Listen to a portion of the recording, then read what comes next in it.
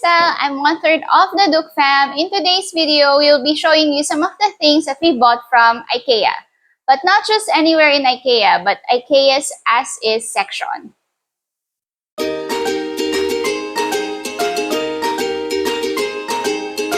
So, in case you're not aware, because we didn't know about it until after mga 2 or 3 times na kami nakapunta ng IKEA, just before the cashier, sa pinaka-right side, meron silang tinatawag na as-is section. So, sa as-is section, medyo may extra discount yung mga items, although they're quite random, and you never know what you're gonna find there. So, some of the reasons why they have put an extra discount in there would be things like it's an X-display, so maybe they've used it in one of their showrooms and they no longer want to use it, and that's why they put it there.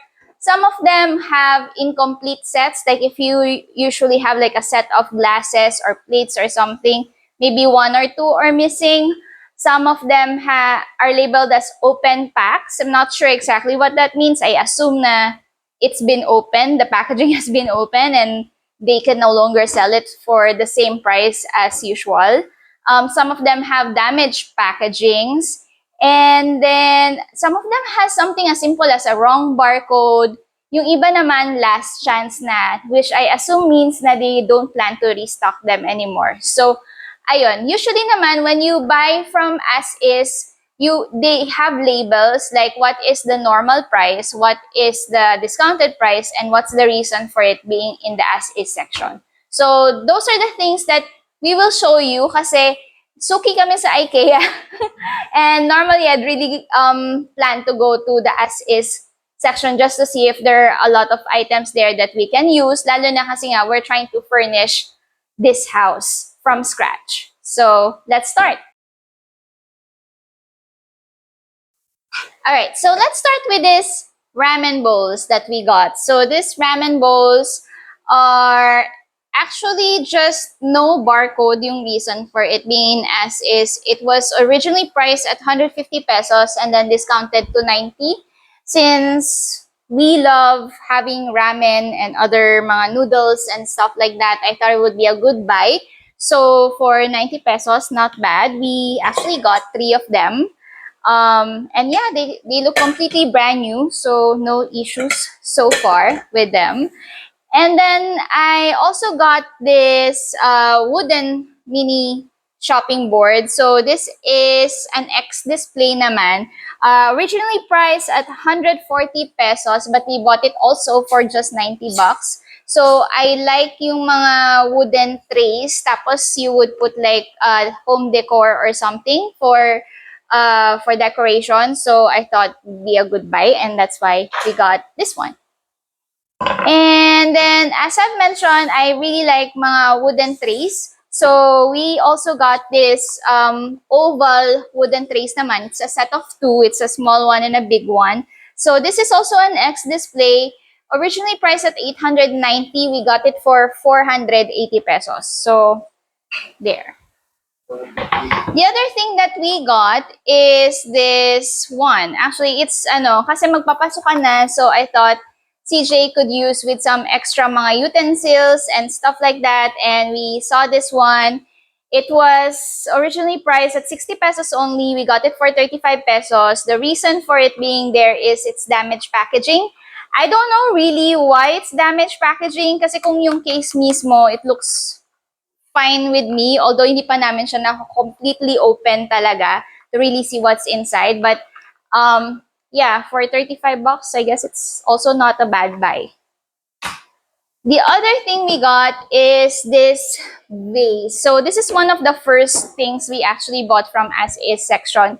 Nagamit na namin siya during Mother's Day. I got some flowers from the husband and the son. So we've used this already, kaya wala na yung tag, unfortunately. I love pink, and I have been starting to look for things for home decor. So when I saw this, I thought it would be something nice to buy for our home. So ayun, I think if I'm not mistaken, this was originally priced at 600 or 700, and then we got it for around 300 to 400 siguro. So, yeah, and if I remember correctly, this was also an X display, but, ito pala, nasa ilalim. Ay, hindi, wala. Wala na. Wala yung price and everything, but, yeah. What else do we have? So, we also like some of the organization items from IKEA. So, specifically for the kitchen. So, one of the things that we have been wanting to get, teka lang, is this, parang, I think it's Up the Terra. And forgive me if I pronounce things wrong. But yeah, this is yung parang pegboard that you put sa drawers so that you can basically organize your items better. So I knew, I really wanted this, but I also knew na sa drawers namin, hindi siya kakasya. I was thinking na we can just put maybe half of it or something like that rather than the whole thing. Ipipilit talaga gusto. But yeah, I was thinking paano if it doesn't work tapos medyo mahal siya. So ayun, we were kind of stopping ourselves from buying it already. And then we saw this in the as is section. I don't have the whole packaging anymore. The reason why but I think I took a photo, so I'll put the photo here if I find it. But anyways, the reason why this was in as is section was just simply damaged packaging. It was still complete of its accessories, yung mga ganito niya, mga ganyan. So it's like complete pa naman. And then, ayun, we're still trying to see how it would best work for our kitchen at this point. The other thing that I really wanted to buy, and ito hindi rin to eksakto sa mga drawers namin, pero I can use it in one of the drawers. Hindi lang siya like exact size or something. Pero kasya naman siya. So I've been meaning to buy this. But ayun, we were just waiting for the right time to buy kasi nga we weren't sure pa how to organize the kitchen and stuff like that. And then we came across this sa as is section. This is also damaged packaging. Pero wala na yung packaging at all when we got this. As in, we got this as is like this. And the original price for this is 590 pesos. We got this only for 370. And then, partner niya is the bigger one naman, which is this. Also, the Up the Terra. I don't know, again, if I pronounce it right. So this one, we also got for damaged packaging. So you can see here, ito lang yung reason for damaged packaging. And it was originally priced at 1,190 and we only got it for 750 pesos. So, not bad na siya. At least for me, not bad. The other things that we got would be this. Kita kaya siya sa video? I'm not sure. But anyways, this is a set of white plates and bowls. Since, ayun nga, we're building our kitchen from scratch, I've been really looking for more affordable plates and stuff. And this one we got, it's a set of the IKEA 365 Plus. There's 18 in total in terms of items. And anong reason niya? So the reason for this is open pack. And we got this one originally priced at 2,690. We got it for 1,880 pesos only. So I thought it would be a good addition to our kitchen. So we got this one already. And then, syempre, kung may plates, meron din kami nakuha na utensils naman. So I did get some utensils from Amazon before, but I thought we would use those for kind of like special occasions. And I still needed some daily utensils that we need to buy or that we need to use, or yeah, for our daily use. And this one's also damaged packaging, as you can see. The box completely damaged, but what's inside is untouched naman. It's still perfectly okay. It's complete. And from 690 pesos, we got it for 440 pesos. So, kompleto na kami. May kutsara na, may tinidor, and meron na rin mga plates. The other things that we got from IKEA na unfortunately wala dito would be like a mattress topper that we are now using for a sofa bed that we have. And then there's another one na yung parang sa pin naman niya. So we got both of those also from the as is section. And then a few more things would be this one. Bigat siya. This one. Ayan. So this is a clock. I've really always wanted this one since I saw it kasi I feel like it's very minimalist. It's very simple. White clock. Pero namamahalan ako sa kanya. So it was around, how much is it originally? I think 1,995. Oh, sorry, 1,990 pesos. And then I remember back when they had a sale in May, from 1,990, this became around 1,490 yata. And I was in the verge of buying it kasi nga naka-sale naman na siya. Pero then I realized na parang hindi pa naman namin kailangan right at the moment. So we didn't buy. And then after a couple of weeks, we saw them in the as is section as last chance na. So dahil last chance na, we bought it na.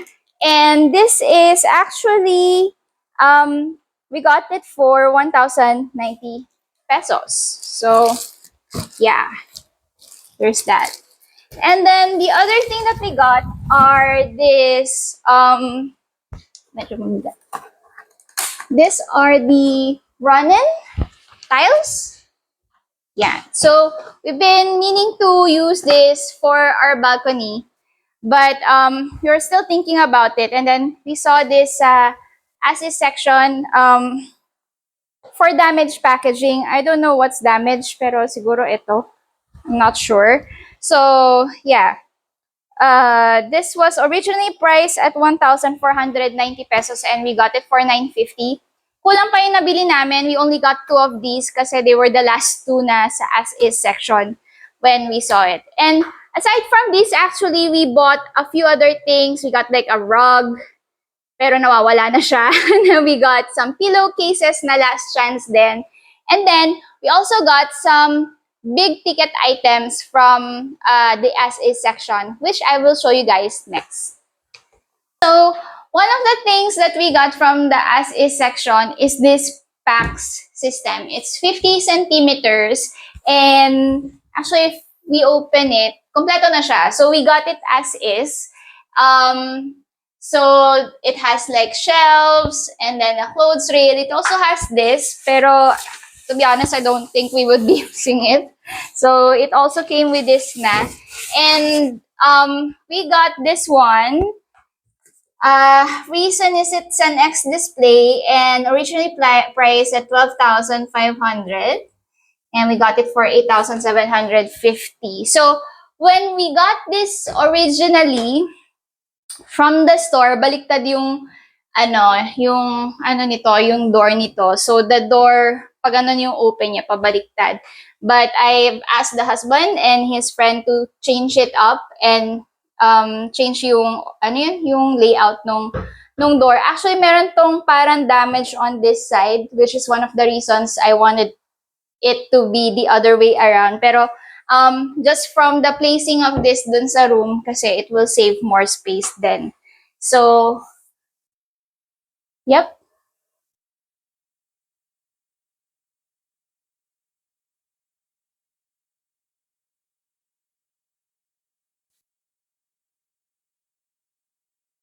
So the other big item that we bought in the IKEA as is section is this bed. So we got this for my son CJ, as you can see. It's a Malum. I don't even know if I pronounced that right. But if I remember correctly, it's a twin size. So it is 120 by 200. And it comes with these 2 storages, drawer storage for underneath na hindi pa namin na-open. And frame lang siya, hindi kasama yung kutsyon. So naghahanap pa rin kami ng kutsyon at the moment. The reason why this was in the as-is section is that it has a crack storage, which is there, pero It's only a surface crack, so we didn't really mind about it. Tapos yun nga, since nasa storage naman siya, nasa ilalim, hindi naman siya makikita.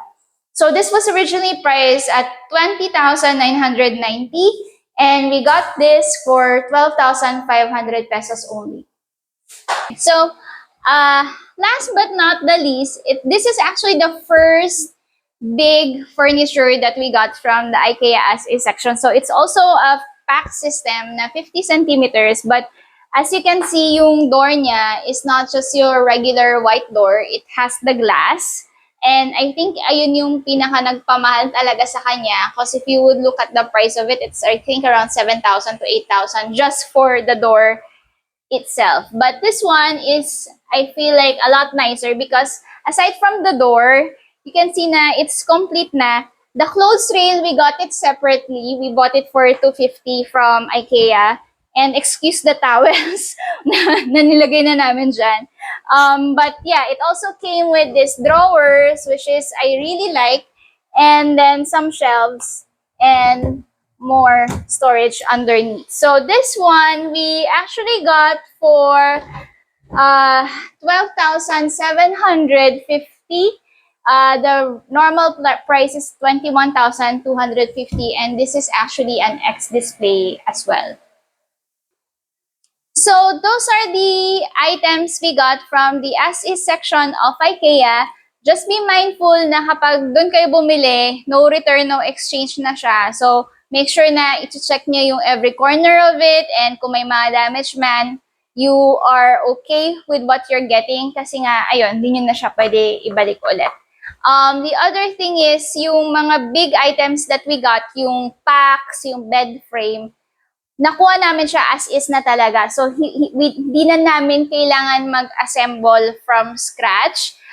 The way it was displayed in the as is section, yun na yun.